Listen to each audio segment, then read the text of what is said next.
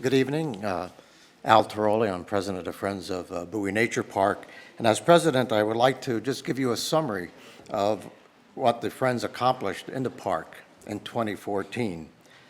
We finished repainting all the plaques, which are the animal plaques and the character plaques that are in the playground area. This was accomplished by elementary school children, some artistic members of the community, and some artistic members of the Friends organization. We donated 2 small children's tables about so high with adjustable height legs so that when the small children come to the Nature Center for some programs, they can sit at their, children's tables and not an adult table. We donated 4 6-foot, those white tables with the folding legs, to the Nature Center to replace the 4 deteriorating ones, the brown ones that were there. We provided donations to support several of the Buoy Jubilee concerts that were held. We planted and maintained the flower gardens and the beds around the Nature Center, and those gardens received a lot of compliments.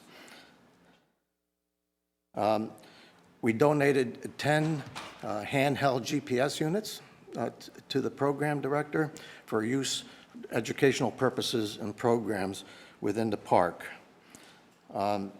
We also had the overhead entrance or plaque or sign into the playground that was badly deteriorating replaced. And we kept the money within the city, and to Signs and Wonders Company did that work.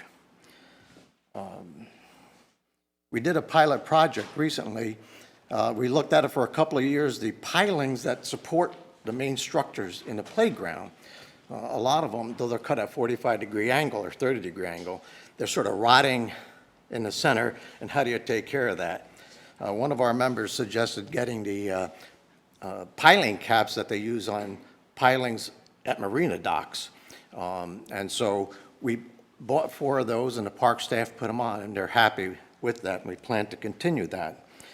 And then through Jeremy, Representative Durham, we acquired a new United States flag and the Tennessee state flag that flies at the Nature Center, and the one that was there, which was in pretty good shape, moved it to the playground where that one was deteriorated. We manned several booths at the Fall Fun Fest Day.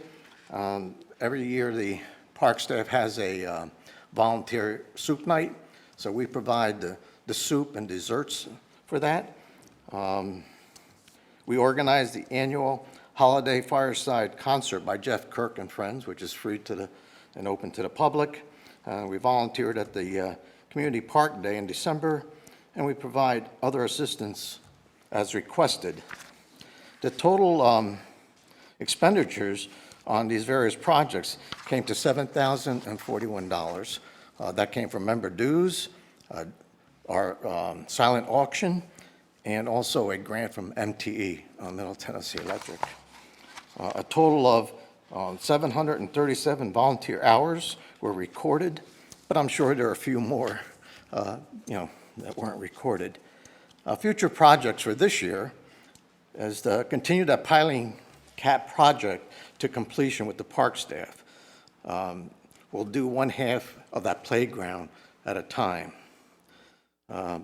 We'll continue planting and maintenance of the Nature Center flower beds and gardens. We'd like to replace the kiddies park. That's the left side of the playground, the overhead entrance there. It's a piece of plywood, I guess it's green, but peeling and deteriorating. We'd like to replace that, possibly similar to the one when you enter into the park. We would like to assist in the packaging and installation of a kiosk in the Nature Center, which is being donated or proposed to be donated by Scott McCoy. It will be set up by him, and the park staff would control the content. It'd be pretty much a touch screen, with things of the park and et cetera. Also, he's willing to donate to the Friends, depending on situations, a feeder for the fowl down at Lake Van, like the bubble gum machines, you put in a quarter, get a handful of feed. I guess they got them at zoos and that. We mentioned this to Keith and Brian and Jenny, and so far they are, in agreement. Also, at the beginning of the year, we asked the park staff for their wish list, and they're generating that now. And not that we can take care of everything they have on there, but we try to do our best. Future projects and donations. These things that I just mentioned, some of those are donations, some of those may be services, some of those things may be gifts, but we need help in the clarification of the new policy as to what has to be done, how do we do it in detail. So basically, we're going to put all these future projects on hold until, we get clarification. Just don't know how to do it at this point in time. We have, the Eagle Scouts built the bird blind. Is that a gift, a donation? Is that a service? We provide soup at the volunteer day, very trivial, but is that a service? Is that a donation? How do we handle those things? You have a donation box at the park. How does that money handled? Is that a donation? If I put $50 in, do I have to go before the board before I put the $50 in to say, hey, I'd like to donate to the park?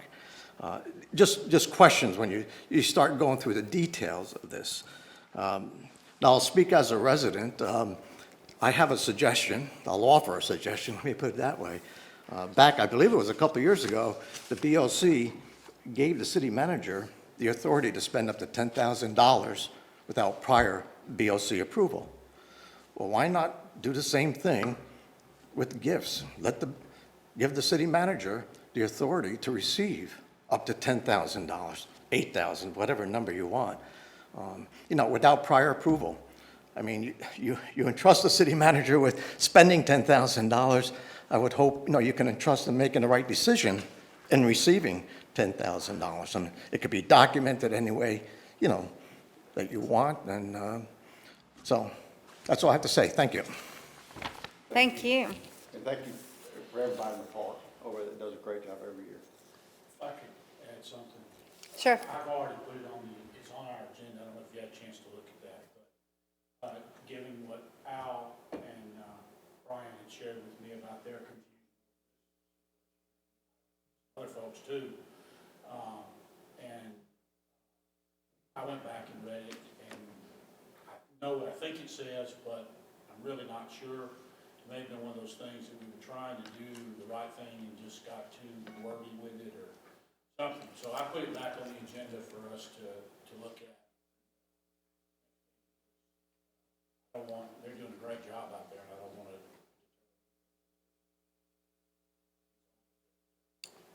to. Okay.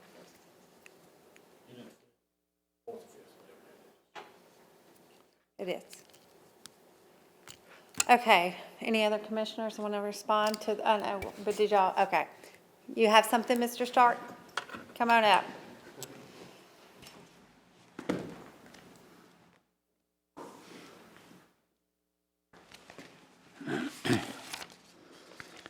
I don't think you can guess what I'm going to talk about. Our park here. It's been known for, by many people, to be called the jewel, Fairview's jewel. I believe the realtors use it in a lot of their promoting of their property that they want to sell. But there's something that makes this jewel special to all of us, and that's the pine trees. Now those trees, when you go out there, walk out on the trail and get underneath those pines, it's really quite special. It's quiet, very much like a chapel might be, and it's really the main street of our park. Now, years ago, one of the foresters that helped Dr. Buoy mentioned that the trees should be thinned. That's about 50 years ago. The trees have all grown, they're mature now. And they are providing one of the nicest canopies as you go through here. Now, if you go to the local other parks around here, like Montgomery Bell or Percy Warren Parks, they don't have many of these pines or evergreens. You don't get that same thing that you do in an evergreen forest. The hardwoods, we've got sections of it's hardwoods, but they don't give you the same feeling of the park that you do when you go through the pines. Now, we're going through a forest management program here, or at least it's been working on for probably over a year or so. And I want to bring out here, where did this forest management come from? If you stop and think about it, a lot of the forestry lands were clear cut. Out west, if you've gone by any of the areas where they were clear cut, it's terrible. We set up our own tree board here right on that same premise. We didn't want clear cut in the city here. Well, that clear cut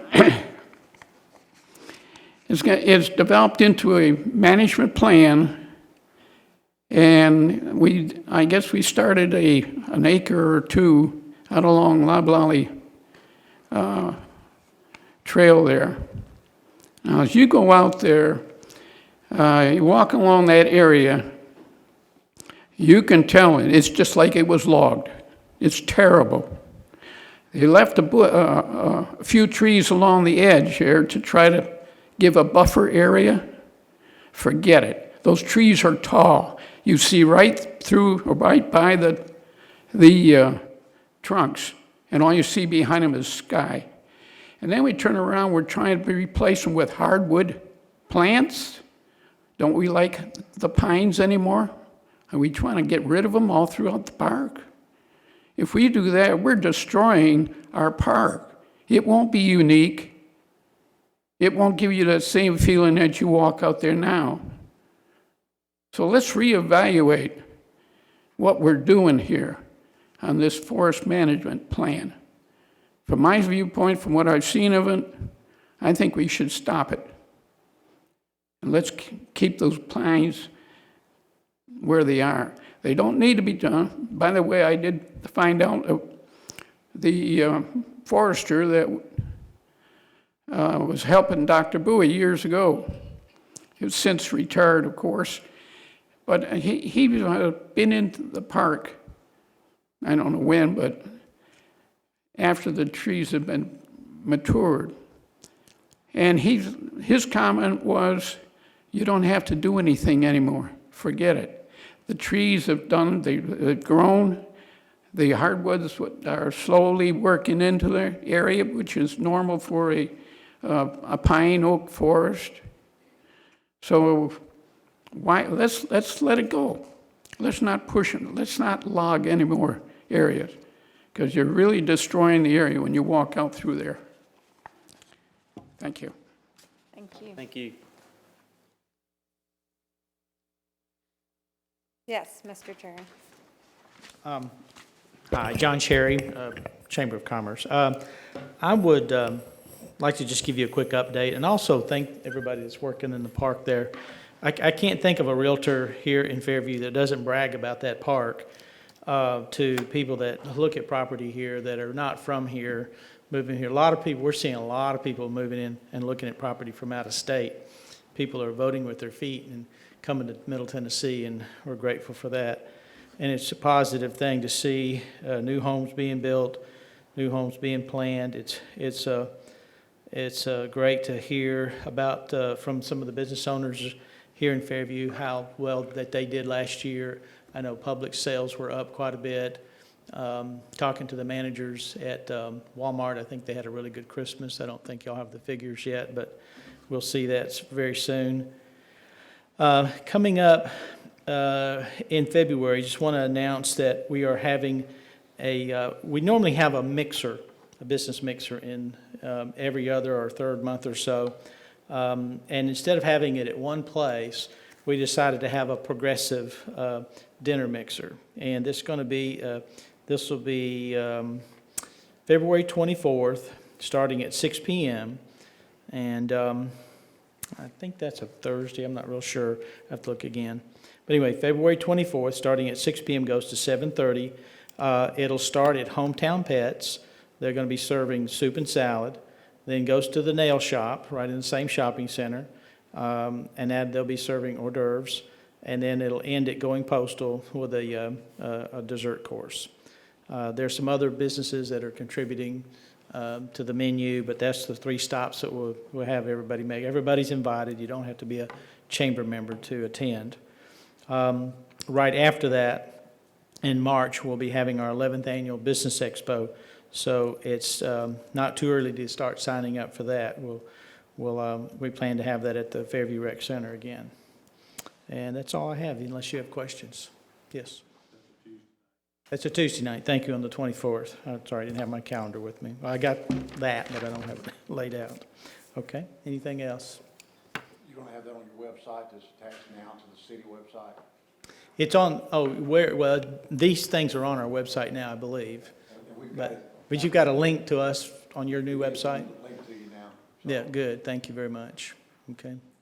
And we should be having a meeting soon, I think, with the Williamson Chamber. I know that we're trying to coordinate. So see what we can do to get plugged in here, that hopefully these things these new opportunities that are coming toward us will be more often, and not just throwing us a bone once in a while. All right. Thank you all very much. Thank you. Thank you. Anybody else?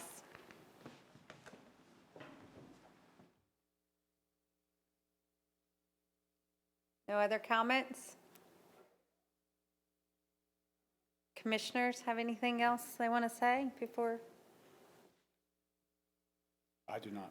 Okay, if that is it. Thank you for everybody that came out tonight. It's always great to hear what's going on in our city. And we just appreciate everything that the Friends of the Park and then the Chamber has done for our city. It is a partnership, and we're thankful to have great organizations here working hard. And thank you for coming tonight. If I could get a motion to adjourn. Second. Okay, I have a first and a second. We're done. Thank you. We're adjourned.